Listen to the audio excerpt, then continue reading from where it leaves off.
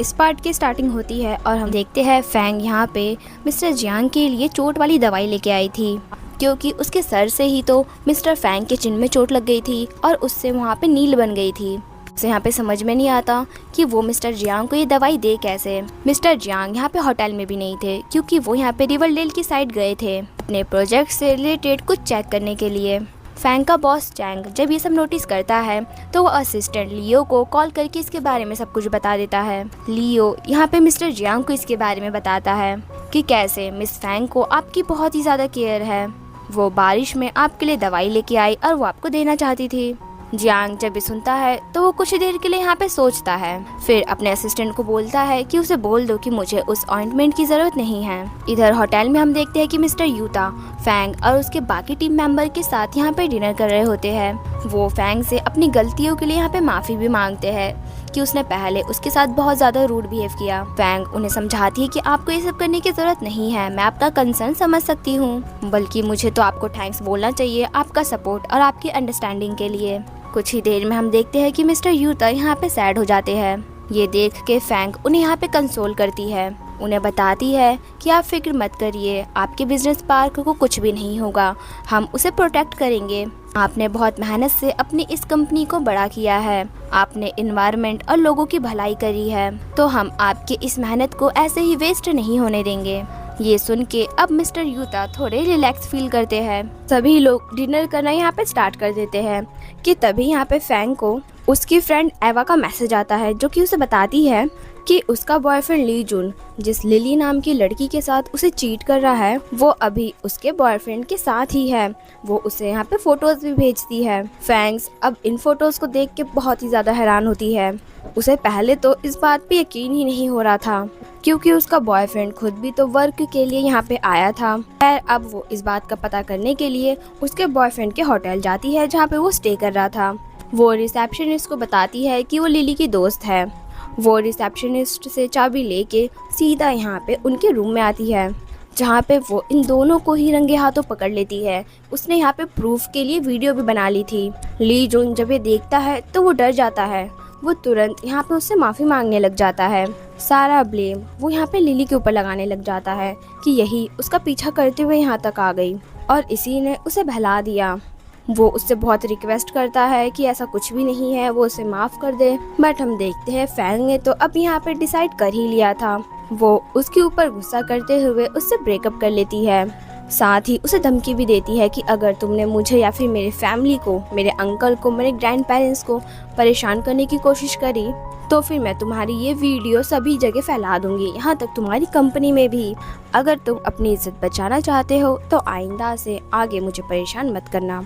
इतना कह के वो रोते हुए यहाँ से चली जाती है। पेड़ के पास बैठ के वो यहाँ पे रोने लग जाती है। उसने बहुत ही ज्यादा ड्रिंक भी पी ली थी। वो याद करती है कि ली जून पहले कैसा था। वो उसे बहुत ही ज्यादा प्यार करता था, उसकी केयर करता था और हमेशा उसे सपोर्ट किया करता था। बट अब वो बहुत ही ज्यादा चेंज हो गया है। ऐसा लग रहा है कि वो अब ली जून को जानती ही नहीं है। खैर वो यहाँ पे बहुत ही ज्यादा हार्ट ब्रोकन थी कि तभी यहाँ से गाड़ी गुजरती है जिसके कि अंदर जियांग बैठा हुआ था। वो जब फैंग को ऐसा रोता हुआ देखता है तो वो बाहर आ जाता है। यहाँ पे बारिश हो रही थी तो वो फैंग को अम्ब्रेला से कवर करता है। फैंग जो कि यहाँ पे नशे में थी, वो उसके सामने ही रोने लग जाती है। जियांग को पता नहीं क्यों उसे रोता हुआ देख के बिल्कुल भी अच्छा नहीं लगता और तभी वो उसे अपने क्लोज खींचता है। उसे खुद नहीं पता कि उसने ऐसा क्यों किया। शायद वो चाहता था उसे हक करना, उसे कंसोल करना। गाड़ी में वो उसे बैठाता है जहाँ पे वो उसे ब्लैंकेट से कवर कर देता है। साथ ही उसे अपना हैंकी भी देता है ताकि वो अपने आंसू पोंछ ले। फैंग उससे हैंकी ले लेती है, फिर वो उसे ऑइंटमेंट देती है जो उसके लिए लाई थी ताकि वो अपनी चोट में इसे लगा सके। और तभी अचानक से वो यहाँ पे रोना स्टार्ट कर देती है। जो भी आज हुआ वो सबके बारे में बताने लग जाती है। बताती है कि कैसे उसके 5 साल का रिलेशन था बट उसके बॉयफ्रेंड ने इस रिलेशन को एकदम से बेकार कर दिया, जैसे ये रिलेशन उसके लिए एक मजाक हो। और रोते रोते ही वो यहाँ पे सो जाती है। जियांग उसे वापस होटल लेके आता है जहाँ पे वो उसे उसके रूम में लेटा देता है। उसके फेस पे वो यहाँ पे टच करने के लिए जाता ही है कि तभी रुक जाता है। अपने कार में आके वो स्मोक करता है। साथ ही जो ऑइंटमेंट फैंग ने उसे दिया था वो उसके पैकेट को टच करने लग जाता है। जियांग को फैंग से धीरे धीरे प्यार हो गया था, लेकिन वो अभी इस बात को समझ नहीं पा रहा था, या फिर कहे कि वो इस चीज को एक्सेप्ट नहीं कर पा रहा था। अगले दिन हम देखते हैं कि जब फैंग उठती है तो वो यहाँ पे हैरान थी कि वो अपने होटल रूम में कैसे पहुंची। उसकी दोस्त ओलिविया, उसे खुद भी नहीं पता कि आखिर कौन उसे होटल छोड़ के गया। रिसेप्शनिस्ट से जब उसने पूछा था तो उसने बताया था कि कोई ड्राइवर उसे यहाँ पे छोड़ के गया है। खैर तभी फैंग को यहाँ पे कुछ फ्लैशबैक्स याद आने लग जाते हैं, लेकिन जल्द ही वो इन सबको इग्नोर कर देती है। उसे लग रहा था कि ये शायद उसका कोई सपना होगा, क्योंकि आखिर क्यों उसका ही सीईओ जियांग उसे उसके होटल रूम छोड़ेगा। ओलिविया यहाँ पे फैंग से पूछती है कि आखिर वो कल रात थी कहाँ पे, तो फैंग उसे यहाँ पे बता देती है कि कैसे उसने लीजुन को चीट करते हुए पकड़ लिया और उससे ब्रेकअप कर लिया। ओलिविया ये सुनते ही यहाँ पे लीजुन को बहुत ज्यादा कोसने लग जाती है। आज इनका यहाँ पे लास्ट डे था, ये लोग सिटी वापस जाने वाले हैं क्योंकि इनका प्रोजेक्ट यहाँ पे कंप्लीट हो चुका था। ओलिविया फैंग के लगेज को यहाँ पे पैक करने लग जाती है कि तभी फैंग की यहाँ पे नजर जाती है जियांग के दूसरे अम्ब्रेला पे, जिसे देख के वो बहुत ही ज्यादा सरप्राइज होती है। अब जाके उसे यहाँ पे रियलाइज होता है कि वो जो देख रही थी वो उसका सपना नहीं बल्कि रियलिटी थी। वो साथ ही साथ यहाँ पे एम्बैरेसमेंट भी फील करती है, पता नहीं जियांग के सामने उसने क्या क्या उगल दिया होगा। इससे पहले कि ओलिविया इस अम्ब्रेला को यहाँ पे देख पाती, वो इस अम्ब्रेला को खुद से कवर कर लेती है। ओलिविया यहाँ से चली जाती है अपने रूम में ताकि वो अपना खुद का भी लगेज पैक कर ले। फैंग बेचारी दोनों अम्ब्रेला के साथ यहाँ पे परेशान थी कि अब वो करे क्या। जल्द ही जब ये लोग अपने सिटी वापस आते हैं तो फैंग का बॉस चैंग उसे एक इम्पोर्टेंट डॉक्यूमेंट जियांग को उसके ऑफिस में देने को बोलता है। फैंग यहाँ पे बहुत ही ज्यादा परेशान हो जाती है और नर्वस होने लग जाती है।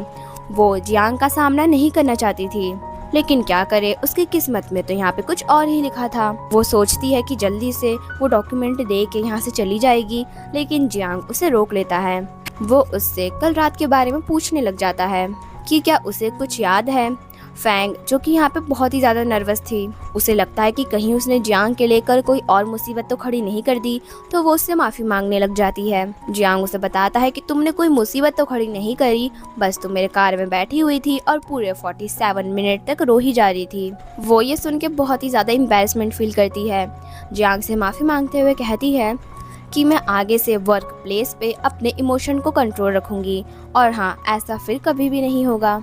इतना कहते ही वो यहाँ से जाने लग जाती है कि तभी जियांग उसे फिर से रोकता है।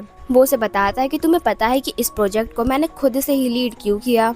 असल में एक लड़की ने मुझे मेरे मेल में सीक्रेटली इस प्रोजेक्ट से रिलेटेड सारे डॉक्यूमेंट को भेजा था ताकि मैं इस प्रोजेक्ट पे फोकस करूं, मेरा इस प्रोजेक्ट पे ध्यान जाए और मैं इस प्रोजेक्ट को आगे बढ़ाऊं। उस लड़की की वजह से ही मेरा इस प्रोजेक्ट पे ध्यान गया था, क्योंकि उसने जो डिटेल भेजी थी, जो इन्वेस्टिगेट उसने किया था, उसने बहुत ही डिटेल तरीके से किया था। फैंग जब ये सुनती है तो वो हैरान होती है, क्योंकि वो लड़की और कोई नहीं बल्कि वो खुद थी।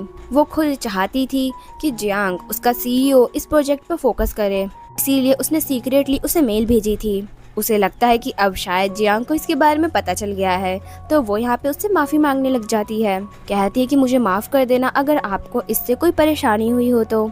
जियांग कहता है कि परेशानी और मुझे बिल्कुल नहीं, बल्कि मैं तो तुम्हारे इस मेल से बहुत ही ज्यादा इम्प्रेस हुआ था। तुमने जिस तरीके से इन्वेस्टिगेट बनाया था, ये प्रोजेक्ट बनाया था, मैं इम्प्रेस हो गया था। ये जो प्रोजेक्ट था बहुत ही ज्यादा डेंजरस भी था। तुम्हारे खुद के बॉस ने, चैंग ने, अपने कदम पीछे कर लिए थे, क्योंकि लोग यहाँ पे धमका रहे थे। लोग नहीं चाहते थे कि ये प्रोजेक्ट हो। वो डर गया था, लेकिन तुम नहीं डरी, तुमने गिव अप बिल्कुल भी नहीं किया। अकेले तुम रिवरडेल में गई, वहाँ पे जाके सैंपल्स इकट्ठा किए। तुमने जो भी कुछ किया वो बहुत ही अच्छा किया। फैंग ये सुन के यहाँ पे रिलीफ फील करती है। तभी जियांग उससे पूछता है कि क्या आज रात वो फ्री है।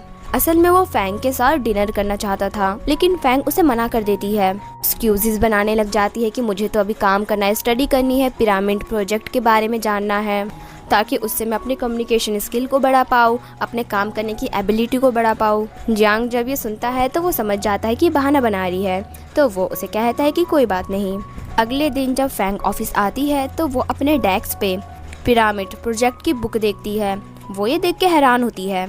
असल में ये जो बुक थी वो जियांग की थी, और उसने यहाँ पे इस बुक के अंदर स्टडी नोट्स भी बनाए हुए थे, ताकि फैंग को इस बुक को स्टडी करने में आसानी हो। तभी फैंग को इस बुक के अंदर एक मैपल की सूखी हुई पत्ती मिलती है। जो कि ऑफ कोर्स जियांग ने ही रखी होगी। हम देखते हैं कि इनकी कंपनी को अब यहाँ पे एक न्यू प्रोजेक्ट मिला था। ये जो प्रोजेक्ट था वो रेनोवेशन प्रोजेक्ट था। जिस जगह यहाँ पे रेनोवेशन होने वाला था वो जगह और कोई नहीं बल्कि फैंग के ग्रैंड पेरेंट्स की जगह थी, मतलब जहाँ पे उसके ग्रैंड पेरेंट्स रहते हैं। वो ये देख के सरप्राइज होती है। अगले सीन में हम उसे उसके ग्रैंडफादर के क्लिनिक पे देखते हैं। उसके ग्रैंडफादर का ये क्लिनिक बहुत ही ज्यादा पुराना था। वो यहाँ पे लोगों का फ्री में इलाज करते थे, साथ ही पुराने तरीके से यानी ट्रेडिशनल मेडिसिन वगैरह से वो यहाँ पे लोगों का इलाज करते थे। उसके अंकल और कभी कभार वो खुद भी यहाँ पे अपने ग्रैंडफादर की मदद करने के लिए आ जाया करती थी। वो अपने अंकल को यहाँ पे अपने न्यू प्रोजेक्ट के बारे में बताती है। उसके अंकल उसे बताते कि हमें इस प्रोजेक्ट के बारे में पहले से ही पता है और तुम्हारे ग्रैंडफादर इस प्रोजेक्ट के खिलाफ है क्योंकि वो इस जगह को छोड़ के नहीं जाना चाहते हैं। यहाँ तक कि उन्होंने सभी पड़ोसियों को भी बोल दिया है कि कोई भी इस जगह को छोड़ के ना जाए। फैंग ये सुन के हैरान होती है कि प्रोजेक्ट स्टार्ट होने से पहले ही उसके दादाजी ने यहाँ पे जियांग से दुश्मनी मोल ली है। और इसी के साथ ये पार्ट भी यहीं पे एंड होता है।